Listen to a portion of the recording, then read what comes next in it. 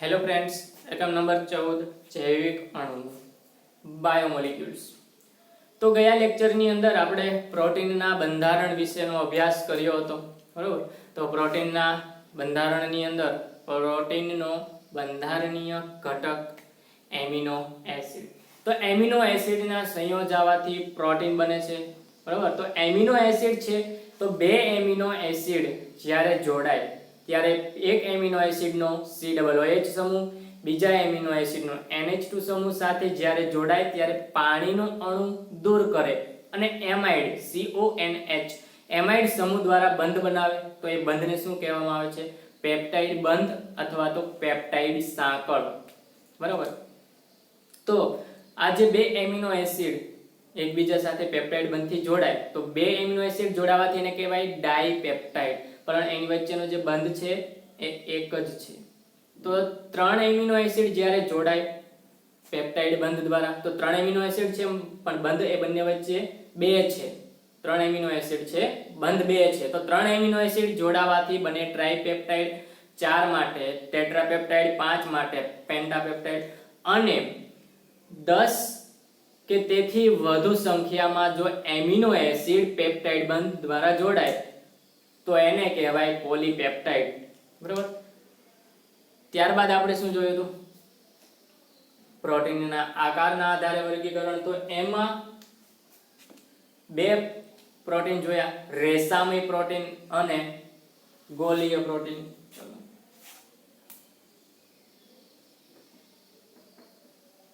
રેસામય protein અને બીજું જોયું હતું ગોલીય પ્રોટીન. તો રેસામય પ્રોટીન કોને કહેવાય અને ગોલીય પ્રોટીન કોને કહેવાય? જ્યારે એમિનો એસિડ ખૂબ વધુ સંખ્યામાં હોય ત્યારે બનાવે પોલીપેપ્ટાઇડ. તો આ પોલીપેપ્ટાઇડની લાંબી શૃંખલાઓ, બરાબર.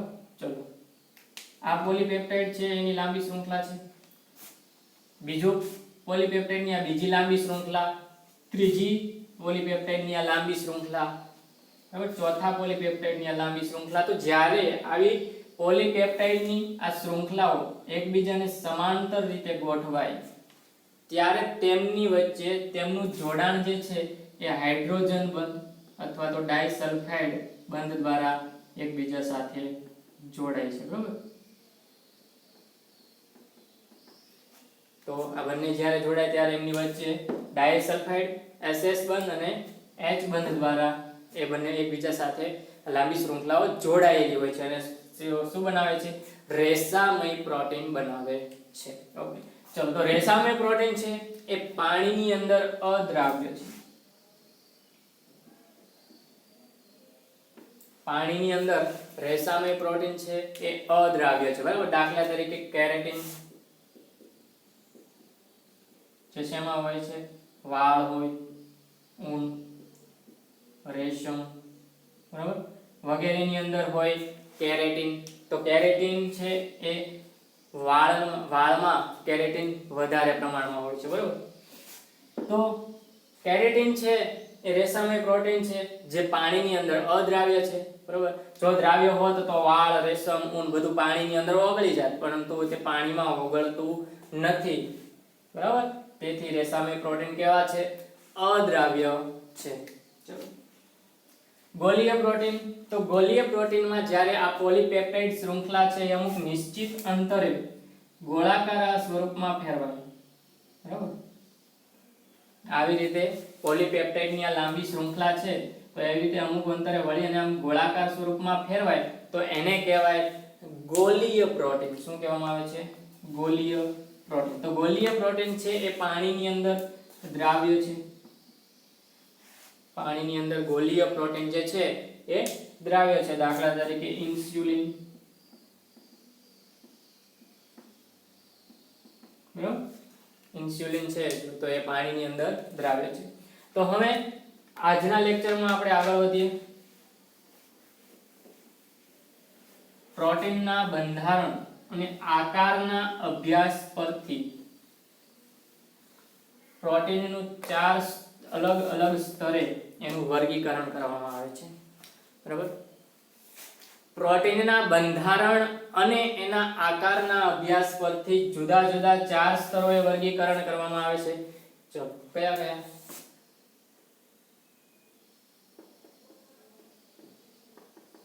પ્રોટીન છે એનું બંધારણ,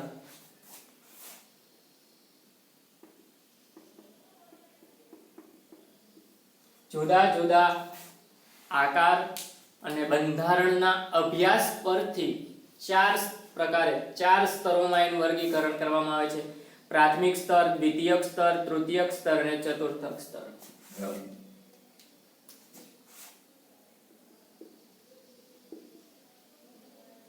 मतलब કે પ્રાથમિક બંધારણ,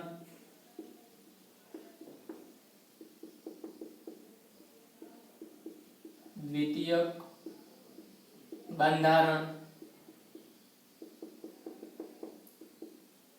તૃતીયક બંધારણ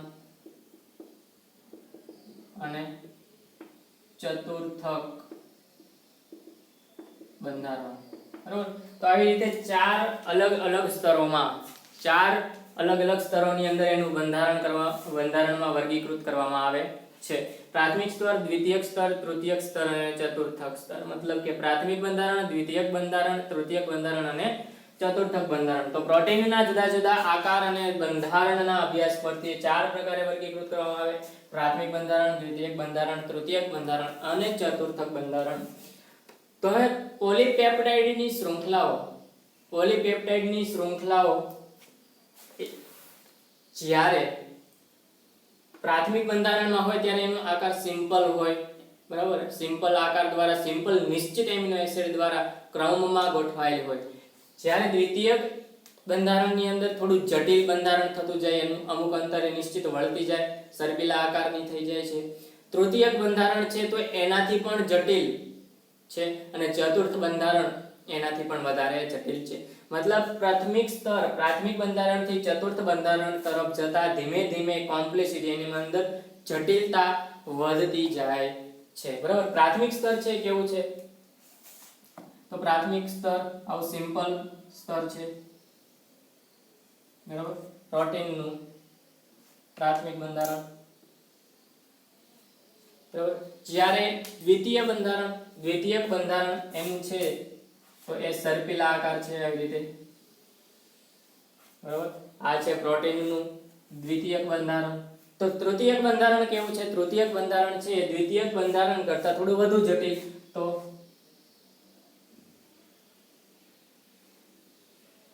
આવી રીતે વળાંક હોય તો તૃતીયક બંધારણ. ચતુર્થ બંધારણ આવી જ રીતે પરંતુ હજુ વધુ જટિલ.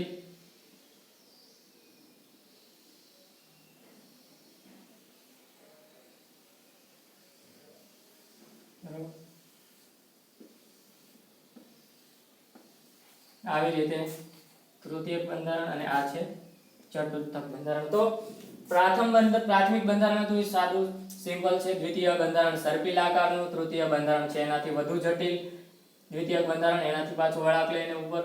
મતલબ કે જેમ પ્રાથમિક સ્તરના બંધારણથી ચતુર્થ સ્તરના બંધારણ સુધી જતા એમ એનામાં કોમ્પ્લેક્સિટી જટિલતા વધતી જાય છે. બરાબર? તો આપણે સૌપ્રથમ વિસ્તારપૂર્વક જોઈએ પ્રાથમિક બંધારણ, ત્યારબાદ દ્વિતીયક, તૃતીયક અને ચતુર્થ.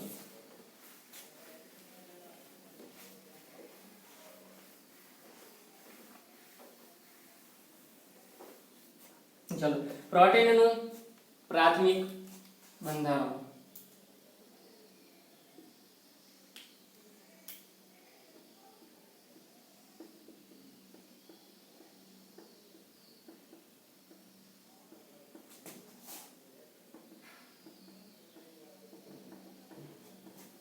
પ્રોટીનનું પ્રાથમિક બંધારણ. પ્રોટીન એક અથવા તો વધારે પોલીપેપ્ટાઇડ શૃંખલાઓ ધરાવે છે. બરાબર? પ્રોટીન એક અથવા તો એક કરતા વધારે લાંબી પોલીપેપ્ટાઇડની શૃંખલાઓ ધરાવે. તો આ શૃંખલાઓની અંદર એમિનો એસિડ છે ચોક્કસ ક્રમમાં ગોઠવાયેલા હોય. બરાબર? ચોક્કસ ક્રમમાં ગોઠવાયેલા, જેમ કે ગ્લાયસિન છે તો glycine, glycine, glycine, glycine, alanine, alanine, એ રીતે ચોક્કસ ક્રમ હોય. એની અંદર જો વચમાં કોઈ બીજો એમિનો એસિડ ઉમેરવામાં આવે તો એની અંદર એનું બંધારણ છે એ આખું ચેન્જ થઈ જાય છે. ચલો જોઈએ. પ્રોટીન સંયોજનોને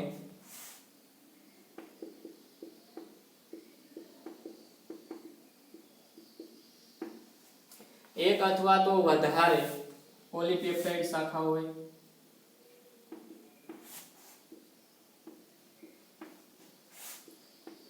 એક અથવા તો વધારે પોલીપેપ્ટાઇડ શૃંખલાઓ હોય, બરાબર. અને આ જે શૃંખલાઓ છે એ અમુક દરેક પોલીપેપ્ટાઇડની શૃંખલાઓ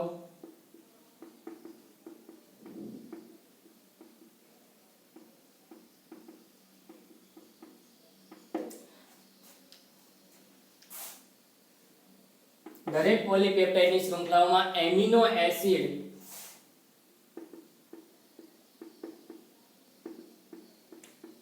ચોક્કસ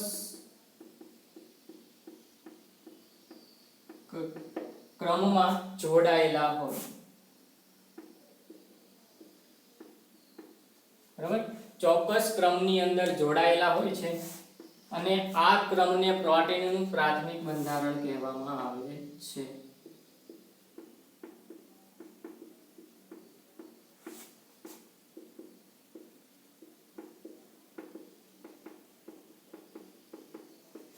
બરાબર. તો આ ક્રમને પ્રોટીનનું પ્રાથમિક બંધારણ કહેવામાં આવે છે. હવે જો બંધારણની અંદર કોઈ કારણસર બદલાવવામાં આવે, બંધારણની અંદર કોઈ ચેન્જીસ કરવામાં આવે, તો એના જે બંધારણમાં પ્રાથમિક બંધારણમાં ફેરફાર થઈને નવું જ પ્રોટીન બને છે. જો આ ક્રમમાં ફેરફાર કરવામાં આવે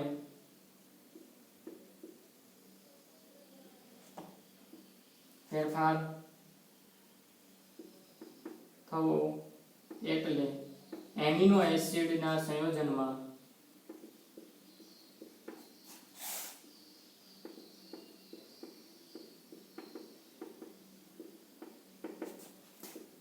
ક્રમમાં ફેરફાર થવો, અને તેથી શું થશે કે પ્રોટીન જુદું જ પ્રોટીન બની જાય. જે પ્રોટીન હતું એ પ્રોટીન ના રહે, તેના ગુણ જુદા જ બની જાય.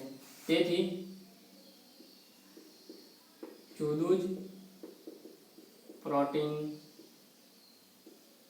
બની જાય છે, બરાબર. તો પ્રોટીનનું પ્રાથમિક બંધારણ કેવું છે, બરાબર. પ્રાથમિક બંધારણ સરળ છે.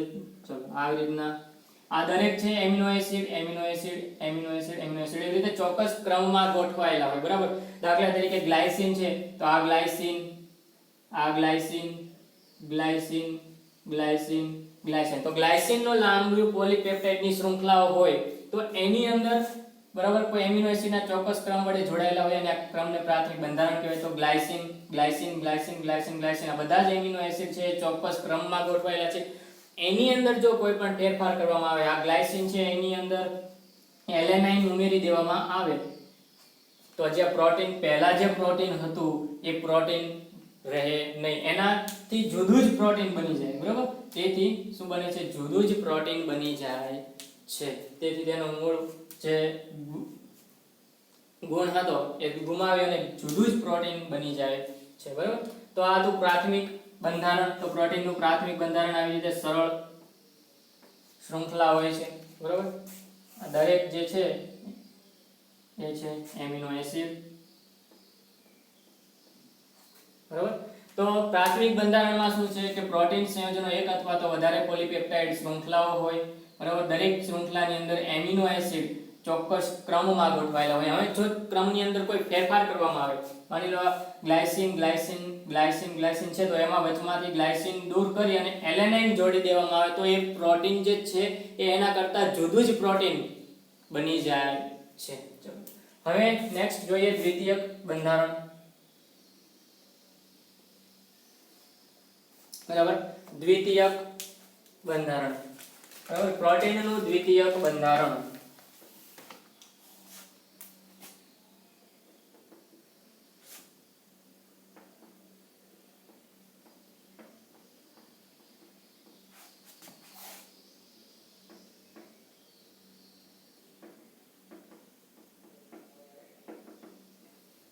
પ્રોટીનનું દ્વિતીયક બંધારણ.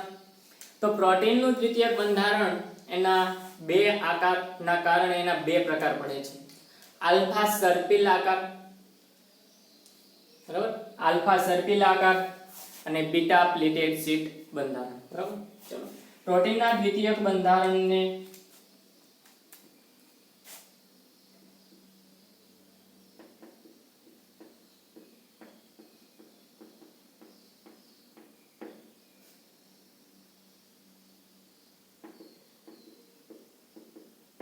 પ્રોટીનના દ્વિતીયક બંધારણને પોલીપેપ્ટાઇડની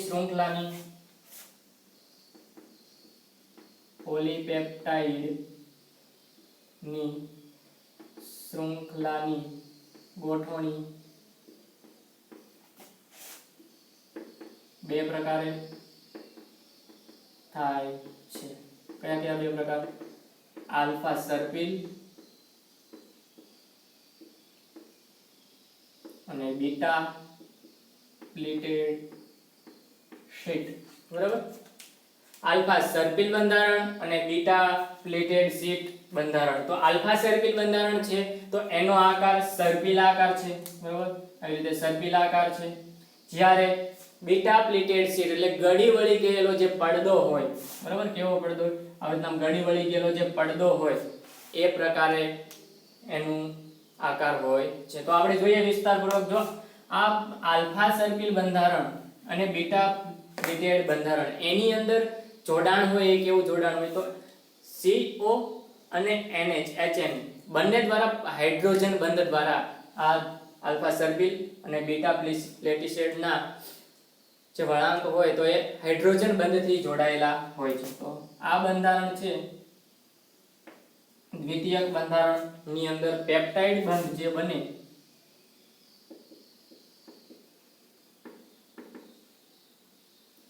C++O અને NH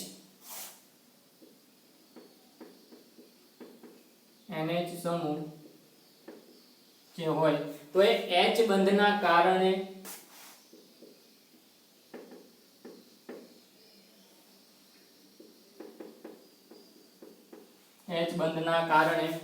તે પોલીપેપ્ટાઇડના શૃંખલામાં અમુક વળાંક ઉત્પન્ન કરે છે. બરાબર. તો જે બીટા પ્લેટેડ શીટ અને આલ્ફા સર્પિલ, તો એનું બંધારણ કેવું છે? આલ્ફા સર્પિલનું સર્પિલ આકાર છે. સર્પિલ આકાર શા માટે થઈ જાય છે? કારણ કે એની અંદર કીટોન અને એમિનો સમૂહ જે છે તો એની વચ્ચે હાઇડ્રોજન બંધ દ્વારા વળાંક ઉત્પન્ન થાય. બરાબર, પ્રબળ હાઇડ્રોજન બંધ દ્વારા એકબીજા સાથે ખેંચાય, પરિણામે એના આકારમાં વળાંક ઉત્પન્ન થાય.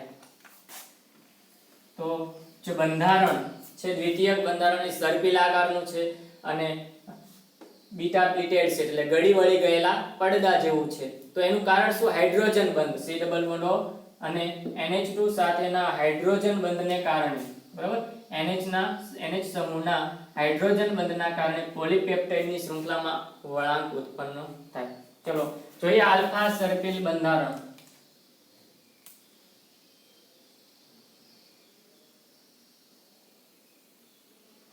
આલ્ફા સર્પિલ બંધારણ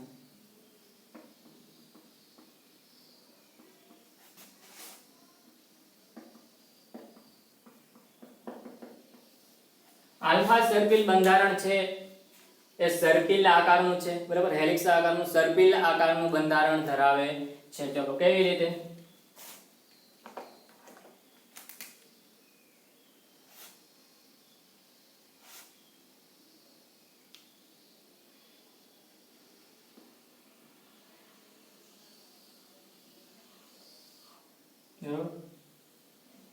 આવી રીતે સર્પિલ આકારનું બંધારણ છે એ આલ્ફા સર્પિલ બંધારણ. આલ્ફા સર્પિલ બંધારણ. બરાબર. તો એની અંદર કાર્બન CO બોન્ડ અને NH બંધ, બરાબર, sorry C double bond O અને NH સમૂહ H બંધના કારણે જે આ વળાંક ઉત્પન્ન થાય છે, સર્પિલ આકાર જે બને છે એ H બંધના કારણે બને છે, કારણ કે CO અને NH વચ્ચે પ્રબળ હાઇડ્રોજન બંધ દ્વારા એની અંદર આકારમાં વળાંક ઉત્પન્ન કરે છે. તો ચલો અહીંયા જે કાર્બન છે એ ઓક્સિજન સાથે બરોબર ઇલેક્ટ્રોન યુગ્મ એની જે H N સાથે ફરી વખત C double bond O N ઉપર ઇલેક્ટ્રોન યુગ્મ H અને N. તો આવી રીતે શૃંખલામાં જોડાયેલા હોય છે બરોબર. અહીંયા C double bond O H અહીંયા N ફરી વખત C O N. તો આવી રીતે આલ્ફા સર્પિલ આકારની અંદર C ડબલ બોન્ડ O અને NH સમૂહ સાથે આ H બંધના કારણે એને બાજુના પડોશી વળાંક સાથે H બંધના કારણે C ડબલ બોન્ડ O અને NH સમૂહ જોડાયેલા હોય છે બરાબર. તો આલ્ફા સર્પિલ બંધારણના સામાન્ય માર્ગમાં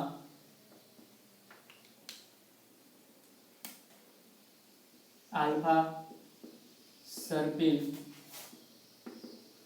બંધારણના સામાન્ય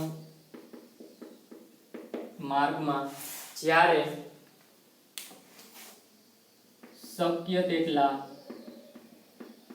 H બંધ બને છે બરાબર. શક્ય તેટલા H બંધ બને છે અને સર્પિલ આકાર રીતે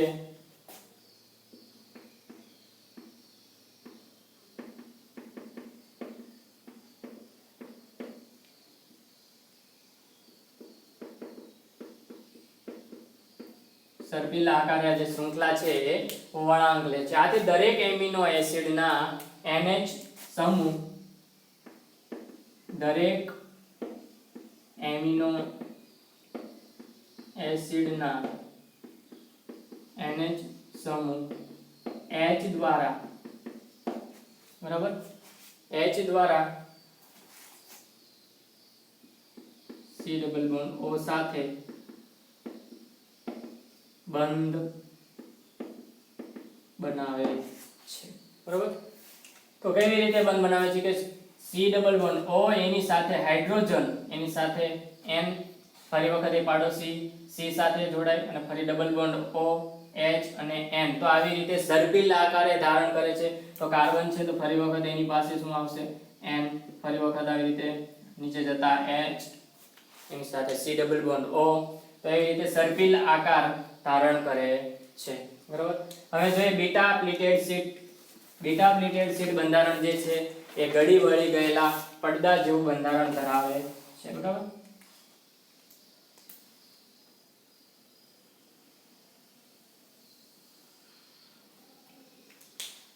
બીટા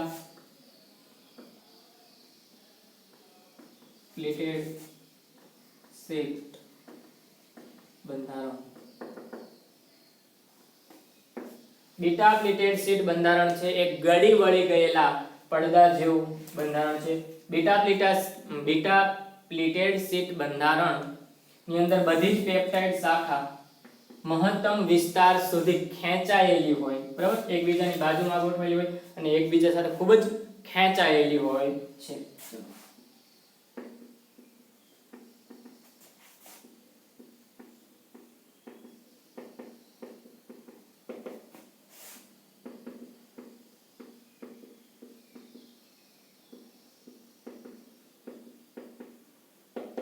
બીટા પ્લીટેડ શીટ બંધારણની અંદર પોલીપેપ્ટાઇડની શૃંખલાઓ મહત્તમ વિસ્તાર સુધી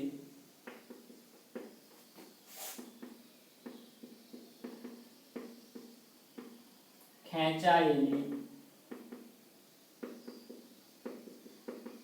હોય છે અને એકબીજાથી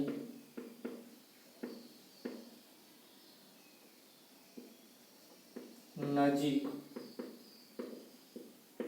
હોય છે બરાબર. એકબીજાની બાજુમાં ગોઠવાયેલી હોય છે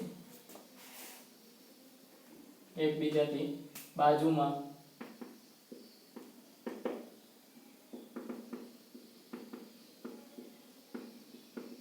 ગોઠવાયેલી હોય છે, બરાબર. એકબીજા સાથે આંતર આણ્વીય બળ, તો આંતર આણ્વીય હાઇડ્રોજન બંધથી જોડાયેલી હોય છે,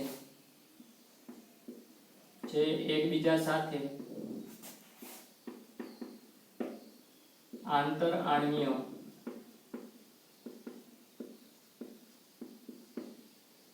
હાઇડ્રોજન બંધ જોડાયેલ હોય,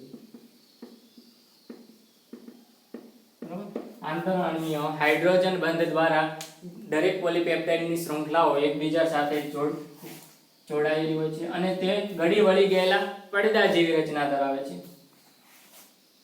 બંધારણ કેવું છે? ગળી વળી ગયેલા પડદા જેવું છે. ચલો તો એનું બંધારણ જોઈએ. તો C ડબલ બોન્ડ O જે છે એની સાથે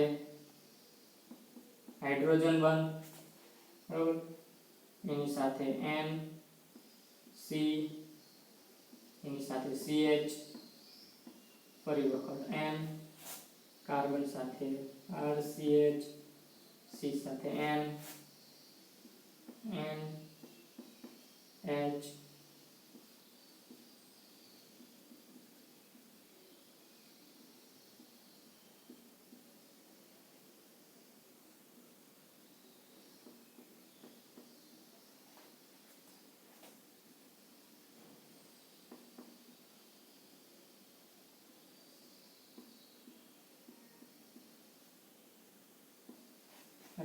આવી રીતે ગળી વળી ગયેલા પડદા જેવું બંધારણ ધરાવે છે. ચલો RCH, બરાબર, એની સાથે N, C double bond O, એની સાથે H, CONH, બરાબર, જે થઈ ગયો એમિડ સમૂહ,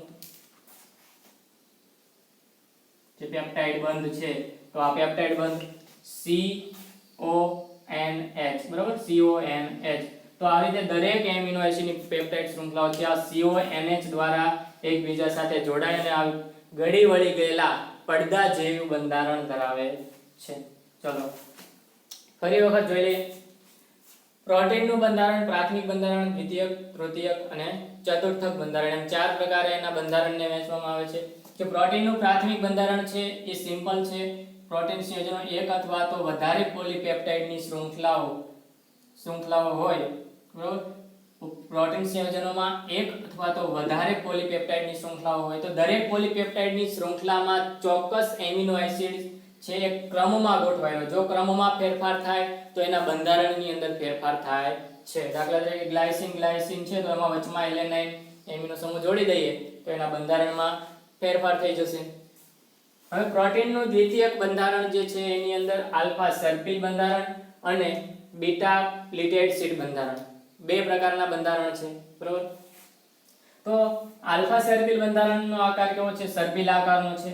બીટા પ્લિટેડ શીટ બંધારણ છે એ ગળી વળી ગયેલા પડદા જેવું બંધારણ ધરાવે છે.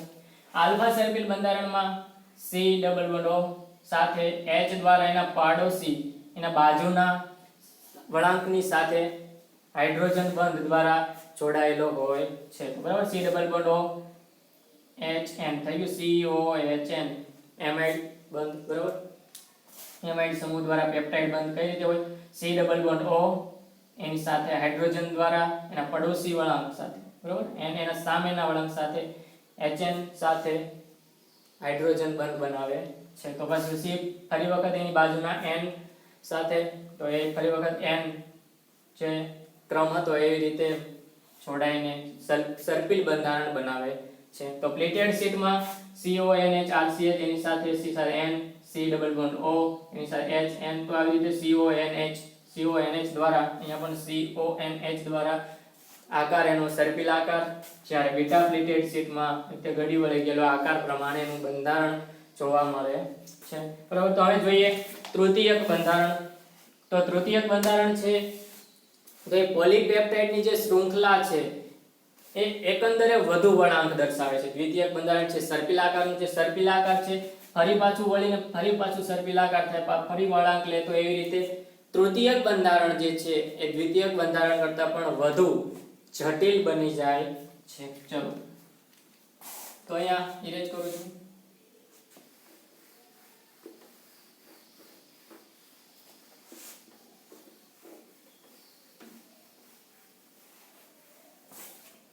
તૃતીયક બંધારણ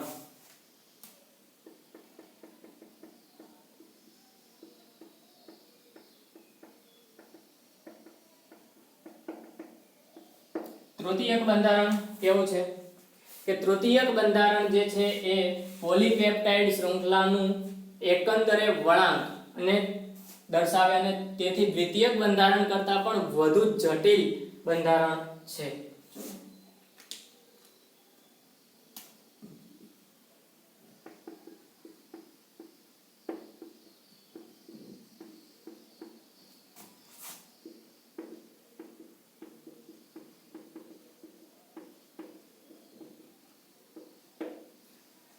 પ્રોટીનનું તૃતીયક બંધારણ પોલીપેપ્ટાઇડની શૃંખલાનું એકંદરે વળાંક દર્શાવે છે. બરાબર, એટલે કે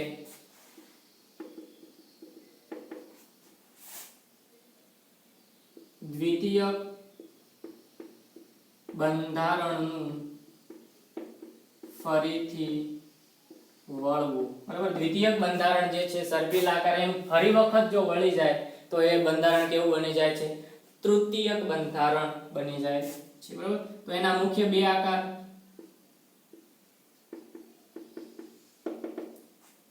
રેસામય આકાર અને ગોલીય આકાર. રેસામય આકાર અને ગોલીય આકાર. બરાબર, તૃતીયક બંધારણ છે એ બે આકાર ધરાવે, રેસામય આકાર અને ગોલીય આકાર. કયા કયા બંધ દર્શાવે? એની અંદર H બંધ હોય, ડાઈસલ્ફાઇડ SS બંધ પણ હોય,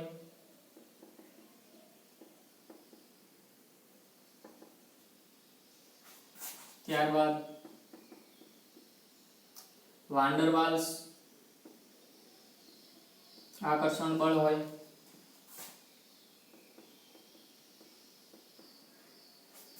અને સ્થિત વિદ્યુત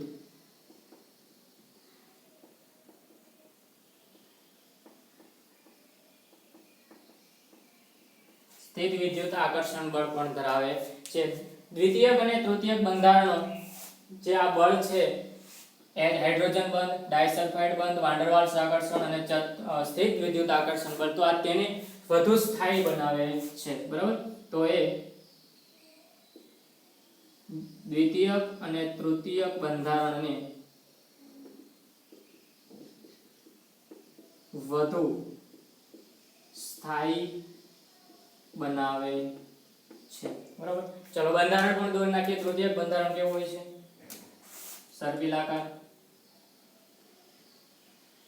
ફરી પાછો વળાંક લઈ. બરાબર,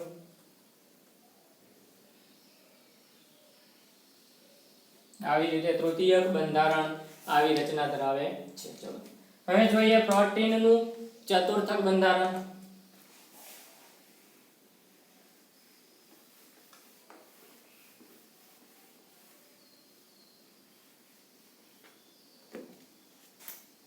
પ્રોટીનનું ચતુર્થક બંધારણ. તો પ્રોટીનનું ચતુર્થક બંધારણ છે એ બે અથવા તો વધારે વળાંક દર્શાવે છે. પોલીપેપ્ટાઇડ શૃંખલાના ઘણા બધા ઉપ એકમો પણ એની અંદર નીકળેલા હોય છે અને પરસ્પર અવકાશીય ગોઠવણીના કારણે ચતુર્થક બંધારણ બને છે. ચલો કેટલાક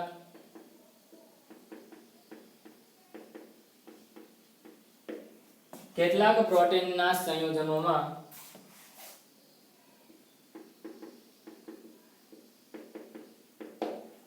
પોલીપેપ્ટાઇડ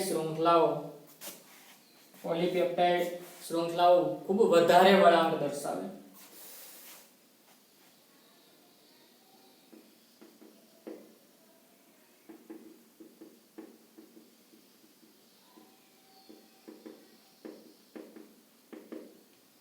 વધારે પોલીપેપ્ટાઇડની શૃંખલાના બનેલા હોય.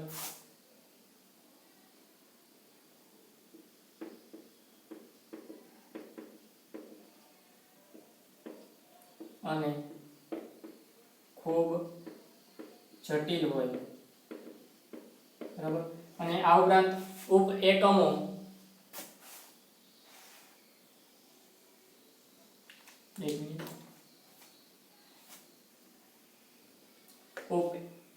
શૃંખલાના બનેલા હોય જેને ઉપ એકમો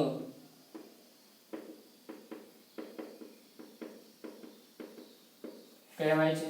બરોબર. કઈ રીતે આપણે આકૃતિ દ્વારા સમજીશું. બરોબર. કેટલાક પ્રોટીન છે જેના સંયોજનો વધારે પડતી પોલીપેપ્ટાઇડની શૃંખલાઓમાં જોડાયેલા હોય, વધારે પોલીપેપ્ટાઇડની શૃંખલાના બનેલા હોય જેને ઉપ એકમો કહેવામાં આવે છે. અને આવા ઉપ એકમો છે પરસ્પર અવકાશીય ગોઠવણીથી આવા ઉપ એકમોની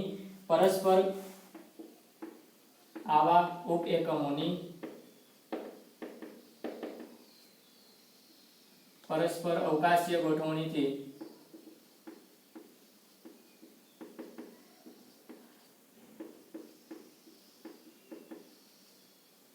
અવકાશીય ગોઠવણીથી ચતુર્થક બંધારણ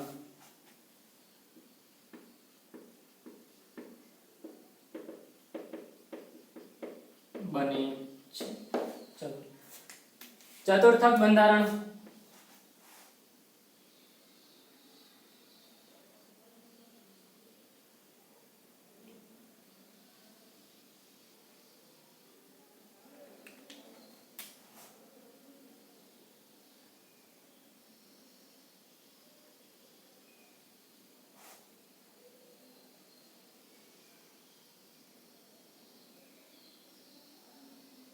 ખૂબ જ જટિલ હોય. પ્રાથમિક, દ્વિતીયક, તૃતીયક બંધારણ કરતા પણ ખૂબ જ વધારે જટિલ હોય છે. અને જે આવી રીતે અસંખ્ય ખૂબ જ વધારે પડતી પોલીપેપ્ટાઇડની શૃંખલાના બનેલા હોય અને જેને ઉપ એકમો કહેવામાં આવે છે. બરાબર. આવી રીતે ઘણી બધી શૃંખલાઓ હોય. આ એક, આ બે, એના ઉપર પછી ત્રીજી આવી શૃંખલા હોય પોલીપેપ્ટાઇડની. બરાબર. તો આવી પરસ્પર અવકાશી ઉપ એકમોની અવકાશીય ગોઠવણીથી શું બને છે? ચતુર્થક બંધારણ. હા, આની પાસે પણ ફરી વખત આવા ઉપ એકમો હોય, બીજી પોલીપેપ્ટાઇડની શૃંખલાઓ છવાયેલી હોય. બરાબર.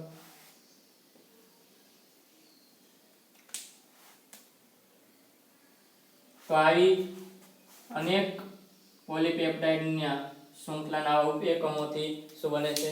પ્રોટીનનું ચતુર્થક બંધારણ. બરાબર. તો ફરી વખત જોઈએ. તૃતીયક બંધારણ છે એ પોલીપેપ્ટાઇડ શૃંખલાનું એકંદરે વળાંક દર્શાવે. દ્વિતીયક બંધારણનું ફરીથી વળવું. બરાબર. આ દ્વિતીયક બંધારણ ફરી વળ્યું, પાછું ફરીથી વળે છે. તો એવી રીતે એની બે પ્રકાર પડે છે, ગોલ રેસામય અને ગોલીય આકાર. બરાબર. તો બંધ કયા હોય તૃતીયક બંધારણમાં? H બંધ, SS બંધ, ડાયસલ્ફાઇડ બંધ, વાન ડર વાલ્સ આકર્ષણ બળ હોય અને સ્થિત વિદ્યુત આકર્ષણ પણ બળ હોય. અને દ્વિતીયક અને તૃતીયક બંધારણ છે એ ખૂબ વધારે સ્થાયી છે, કારણ કે એની અંદર હાઇડ્રોજન બંધ, ડાયસલ્ફાઇડ બંધ, વાન ડર વાલ્સ આકર્ષણ બળ અને સ્થિત વિદ્યુત આકર્ષણ બળ છે. બરાબર. અમુક અંતરે વળાંક છે. જ્યારે ચતુર્થ બંધારણ છે તો કેટલાક પ્રોટીનમાં સંયોજનોમાં વધારે પોલીપેપ્ટાઇડની શૃંખલાઓના બનેલા હોય. તો આવી રીતે અસંખ્ય પોલીપેપ્ટાઇડની શૃંખલાઓ છે, ખૂબ વધારે છે અને તે ઉપ એકમો કહેવાય. બરાબર. તો જે પરસ્પર આવી રીતે ગોઠવણીથી જે બંધારણ બને એને કહેવામાં આવે છે ચતુર્થક બંધારણ. બરાબર. તો નેક્સ્ટ આપણે જોઈશું પ્રોટીન સંયોજનોનું વિકૃતિકરણ. આપણે આજે આટલું જ રાખીએ. Thank you.